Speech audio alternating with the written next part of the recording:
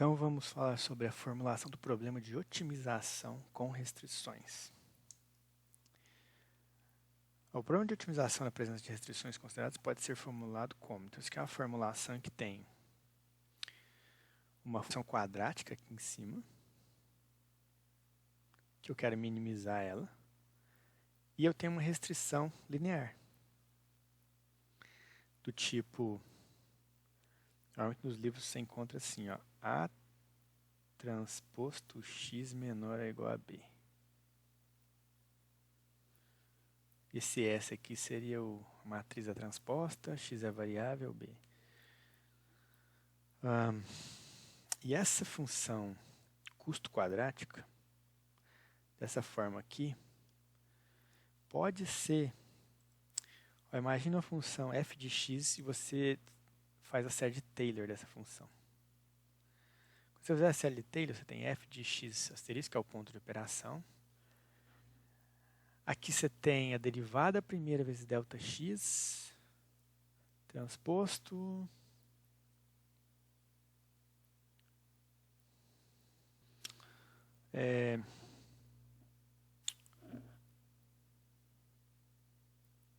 Isso, a derivada nabla é a derivada de f, que seria o divergente, transposto, porque é um vetor coluna, só para ele virar um vetor linha que multiplica um vetor coluna, que é o delta x aqui. E aqui, meio de delta x transposto, derivada segunda da função no ponto de operação dx. Essa certa ele foi truncada no segundo termo, aqui derivada de segunda ordem dela. Se observar essa equação aqui, ela é, na verdade, essa equação aqui, ó.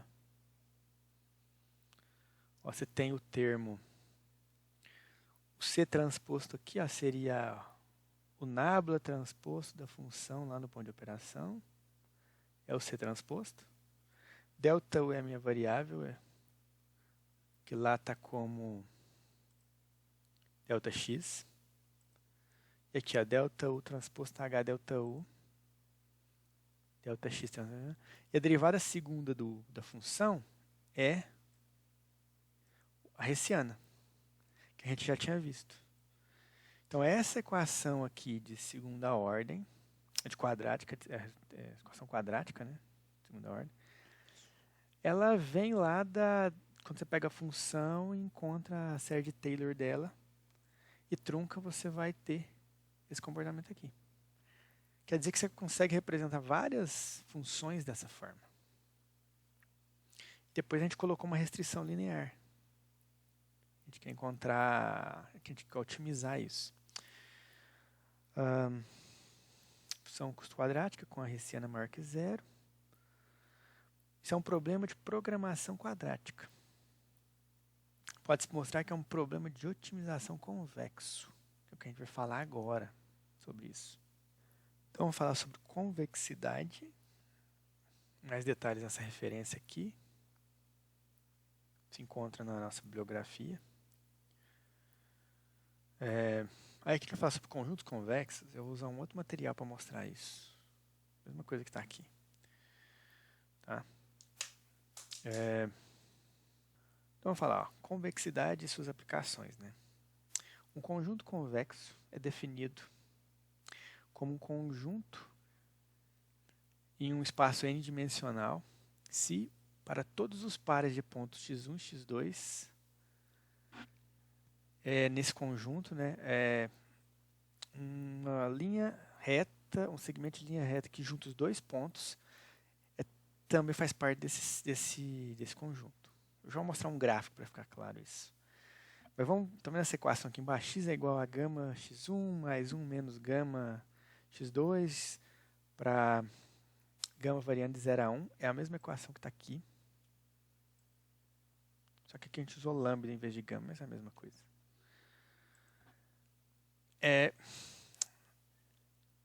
Basicamente, um sistema convexo, ó, tá vendo esse sistema aqui? Se você pegar qualquer dois pontos e ligar eles, qualquer dois pontos dentro dessa região aqui, você vai ter uma reta que está dentro da própria região.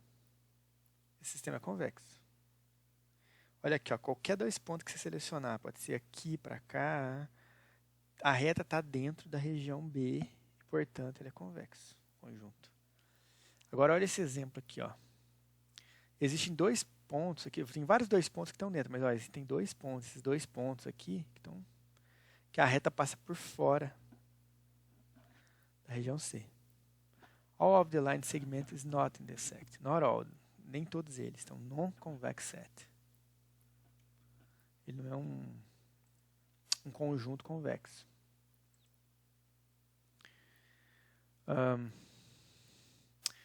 Então, a função convexa, né? O conceito de funções convexas está sendo ilustrado na figura 4.10. Que seja essa aqui. Que seja essa aqui. 4.10. Por uma função de uma variável que também mostra uma função concava. Côncava, desculpa, em português é côncava, né? Concave. Que é o negativo da função convexa. Vou mostrar isso agora. Pois olha essa equação que está aqui embaixo. Ó. F de gama x1 mais 1 menos gama x2, que é o que a gente tinha visto na página anterior aqui. Que era essa função, a x é igual a gama x1, essa equação. Então, a função disso tem que ser menor que gama f de x1 mais 1 menos gama f de x2. Tem que ser menor. Agora, vamos olhar aqui. Ó, x1, x2. Essa reta aqui segue a equação gama f de x1 mais 1 menos gama f de x2. Enquanto que essa curva aqui é a f de gama x1 mais 1 menos gama x2. Então, a f de tudo isso é a curva. Enquanto que a reta é o que vem depois. Então, olha aqui, ó. Isso é menor que isso. Vamos lá, detalhe. Menor ou igual, tá vendo? Menor ou igual. Por quê? Porque nos pontos elas são iguais. Tá? Essa função, ó, imagina a função está aqui, ó. Ela vai ser sempre menor do que essa, para qualquer valor de x. Ó, pega esse valor arbitrário de x aqui, ó. Então a função ela é menor do que essa aqui, a linear. Exceto nos valores de x1 e x2. Agora, essa função ela é convexa, por isso. Agora, a côncava é quando é o contrário. A reta está abaixo da curva. Então, é o inverso. É o inverso disso aqui. Portanto, ela é côncava. Aqui você consegue, se ela for convexa, você tem um ponto de mínima. Se ela for côncava, vai existir um ponto de máxima para ela.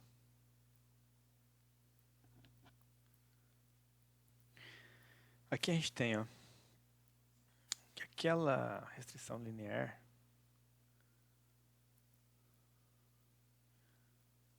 essa daqui, S x menor ou igual a B, se x e y pertence ao conjunto C, que é o C não vazio, que é convexo esse conjunto, então um conjunto que seja convexo, C, x e y pertence a esse conjunto que é convexo. Esse nome C aí justamente vai falar, ó, é convexo. Tem-se que, substituindo o x por lambda x mais 1 menos lambda y, isso aqui é igual a, só fazer distributivo aqui, né? S é lambda sx mais 1 menos, eles vão ser iguais. O que a gente tinha visto aqui é que para ser convexo, a função disso tem que ser menor ou igual. No caso ali foi igual. Claro que como é linear essa restrição, essa função ia dar igual mesmo. Ela é convexo. Tinha que ser menor ou igual. Deu igual é convexo. Por quê? Porque isso é uma reta. Então, a reta, qualquer dois pontos que você pegar aqui dentro, vai ser uma linha que está dentro da linha que é igual. Isso é igualdade.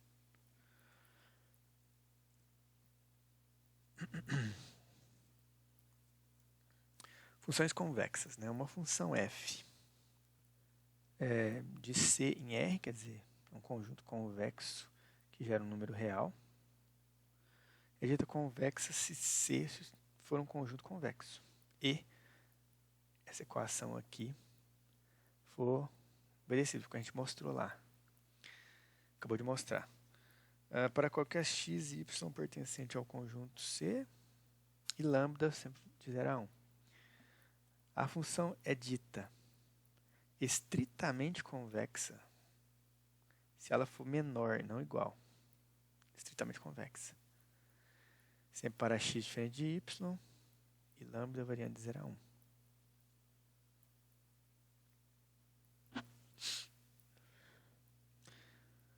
Pode-se mostrar que a função quadrática, né? Essa função quadrática aqui, x transposto QX mais C transposto, x mais uma constante qualquer, desde que o Q seja transposta, seja simétrica, a transposta ela é igual a transposta, que é maior que zero. É semi-definida positiva. É definida positiva, não semi. Definida positiva e simétrica, essa matriz. É estritamente convexa. Essa equação quadrática é estritamente convexa. Então, na verdade, a gente vai tentar provar que essa equação é estritamente convexa. Dessa forma aqui. Sendo F um conjunto convexo. Quer dizer, uma função que transforma variáveis convexas em reais. Desculpa. Então, a gente vai fazer provar isso. Tem um monte de algebrismo aqui. Vamos substituir lá, f de x, vai virar f de lambda x mais 1 menos lambda y. Vamos desenvolver a equação.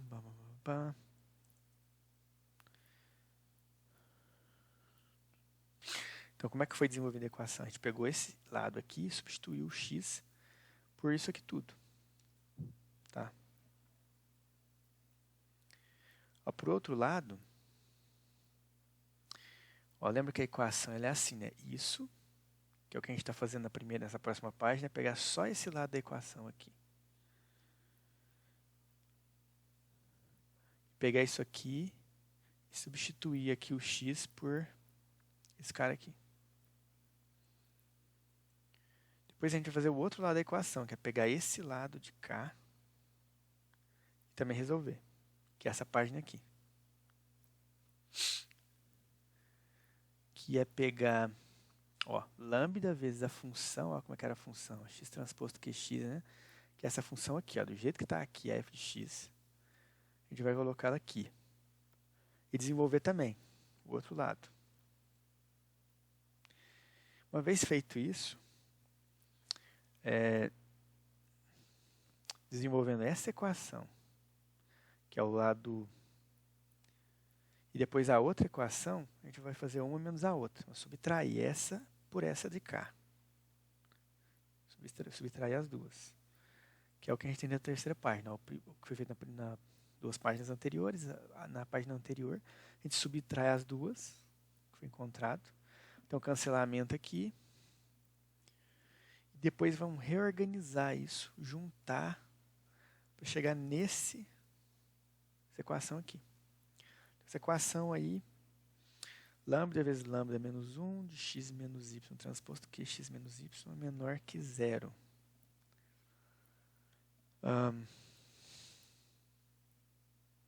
Da onde saiu esse menor que 0? Porque isso aqui, na verdade, tem que ser menor que 0. O que é isso, essa equação aqui? Ela é essa equação aqui. Só que passamos esse termo para o lado de cá, ficou um menos o outro, menor ou igual a 0. Menor que 0 é menor ou igual a 0. Né? Nesse caso, como a gente quer provar que ela é estritamente convexa, isso é menor que 0. Ela vai ser menor, não menor ou igual. E aqui embaixo, você pegar e analisar essa equação, que a gente, para ela ser estritamente convexa, isso aqui tem que ser menor que 0. Tá? O que vai acontecer? Olha, o lambda varia entre 0 e 1. Então, por exemplo, se você adotar um lambda de 0,5, aqui é 0,5, que multiplica 0,5 menos 1. Então, esse termo aqui vai dar 0,5 vezes menos 0,5, que dá menos 0,25. Então, esse termo aqui vai dar menos 0,25. É o termo negativo. E você vai analisar qualquer valor de lambda de 0 a 1. Na verdade, se for 0, se for 0, ele daria 0, mas está vendo que ele é maior, o lambda tem que ser maior do que 0 e menor do que 1. Não pode ser nenhum nem 0, tem que ser maior ou menor. E aqui, para a definição de ser estritamente convexo, ele tem que ser maior que 0 e menor que 1. Não pode ser igual a 1 nem igual a 0. É uma coisa que eu esqueci de comentar. Então, não é 0. Então, qualquer valor maior que 0 e menor que 1, isso aqui vai dar negativo. E esse termo aqui, quando eu coloco qualquer coisa transposta, isso aqui é o mesmo que elevar ao quadrado dos elementos. Isso aqui vai dar sempre positivo. O produto desse termo com esse. Como se eu estivesse pegando um elemento desse vetor aqui, multiplicando pelo de cá, elemento a elemento, que são sempre o mesmo elemento. Então, agora x1 ao quadrado, mais x2 ao quadrado, mas assim vai. Então, ele vai dar sempre o valor positivo. E lembra que Q, que é uma matriz simétrica, definida positiva. Então, ela é positiva também. Resumo da história. Isso aqui é positivo. Isso aqui é negativo. Então, isso aqui vai dar sempre menor. O produto dos dois dá sempre menor que 0. Como isso aqui é sempre menor que 0, então, esse cara aqui é menor que 0. Então, isso é... Essa equação quadrática ela é estritamente convexa. Ok? Enfim. Aqui, vamos falar de mínimo local de uma função convexa. Então, imagine que você tem uma função convexa. Que tem um mínimo. Vai ter todo o desenvolvimento matemático para provar aqui que se x'... primeiro, né? Se tem C que é um conjunto convexo, tem uma função C que mapeia elementos desse conjunto convexo para um número real, e é uma função convexa. Suponha que x' pertence ao conjunto convexo, seja um ponto de mínimo local. Então, essa daqui, né? F de x' é igual ao mínimo da função f. E para um valor muito pequeno de r aí e tal, então pode-se mostrar que x' também é um ponto de mínimo global. Basicamente é o seguinte, você aqui tem uma função que é convexa. É convexa essa função aqui. Esse mínimo local tem que ser o mínimo global. Porque se a função não for, a gente tem uma função assim. Esse é o mínimo local, esse é o mínimo global. Essa função aqui, esse aqui é o mínimo local, mas essa função não é convexa. Não é convexo. Então, se ela é convexa, o mínimo local tem que ser o mínimo global. Vamos skipar aqui.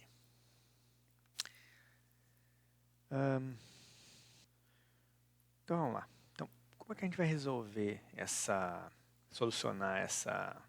otimizar nessa função quadrática? A gente vai usar a programação quadrática, e no MATLAB a gente usa a função quadprog. Quadratic Program. Eu acho que é isso o nome. Lá da Optimization Toolbox. Então, por exemplo, você vai fazer variável x, quadprog hfab. Ela vai minimizar meio de x transposto h x mais f transposta x sujeito à restrição a x menor ou igual a b. Então, a h é a nossa hessiana, f é aquela c transposta lá que a gente encontra, lembra que a gente encontrava, eu não lembrei, a equação dela está aqui, era 2g transposto f menos r. A hessiana, a gente sabia, era 2g transposto g mais ρ, identidade aqui de tamanho m. O x é o delta u. A matriz A é o nosso S lá, a matriz S, a matriz B, que são das restrições. Aí você joga tudo dentro da função aqui, ó, quadprog, e ela vai te dar a solução. Tá, então ela aqui já fala qual é a hessiana, qual é aquela matriz F, a restrição A e B, e ele te dá a solução.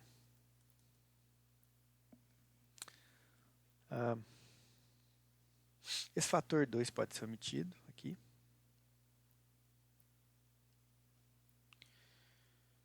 Não vai afetar o resultado. Claro que a função quadprog é mais complexa do que isso. Ela tem muito mais argumentos que você pode inserir nela.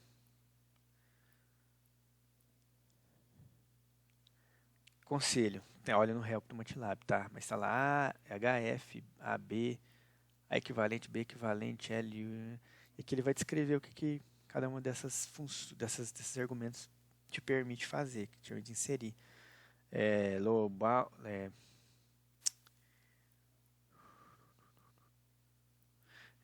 Isso, é lower bound, upper bound, valores, limites da variável, inferior e superior, x.